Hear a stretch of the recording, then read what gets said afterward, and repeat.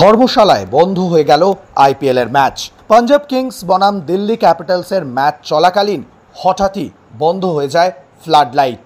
10.1 over খেলা হয়েছিল, তারপর হঠাৎই মাঠের দুটি বাতি স্তম্ভের আলো নিভে যায়। তারপর একই সঙ্গে গোটা মাঠ অন্ধকার করে দেওয়া হয়।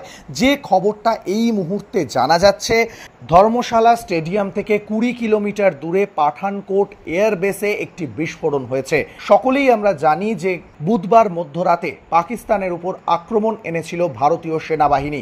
অপারেশন সিঁদুরের পরেই কিন্তু নড়ে চড়ে বসেছে পাকিস্তান সেনা এবং বৃহস্পতিবার সন্ধে থেকে জম্মু কাশ্মীরের ওপর আক্রমণ এনেছে পাকিস্তান। জম্মুতে এই আক্রমণের ফলেই কিন্তু ধর্মশালায় ম্যাচ বাতিল হয়ে গেল। ইতিমধ্যেই কিন্তু ভারত সরকারের পক্ষ থেকে জানানো হয়েছিল যে এই যুদ্ধের পরিস্থিতিতে যে কোনো মুহূর্তে ব্ল্যাকআউটের সিদ্ধান্ত নেওয়া হতে পারে। যেহেতু ধর্মশালা স্টেডিয়াম থেকে 20 কিলোমিটার দূরত্বে পাঠানকোট এয়ারবেসে বিস্ফোরণ হয়েছে, সেই কারণেই সেফটি মেজার হিসেবে কিন্তু ব্ল্যাকআউট করে দেওয়া হয়েছে গোটা স্টেডিয়াম, যাতে ক্রিকেটার থেকে শুরু করে দর্শকদের কোনো রকম অসুবিধা না হয়। এবং ম্যাচ বন্ধ করে দিয়ে সেই মুহূর্তে কিন্তু সমস্ত দর্শকদের মাঠ ছাড়ার জন্য অনুরোধ করা হয়। এখনো পর্যন্ত ইভ্যাকুয়েশন প্রসেস চলছে।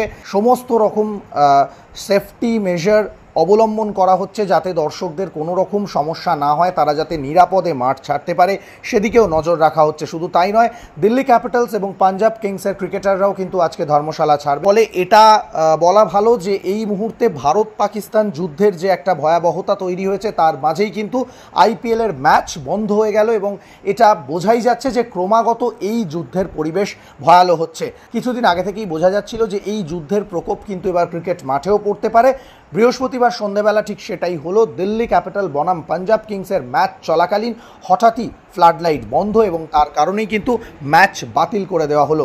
যদিও এখনও পর্যন্ত কোনো রকম অফিসিয়াল অ্যানাউন্সমেন্ট পাওয়া যায়নি, তবে দর্শকদের মাঠ ছেড়ে বেরিয়ে যাওয়ার নির্দেশ দেওয়া হয় দ্রুত।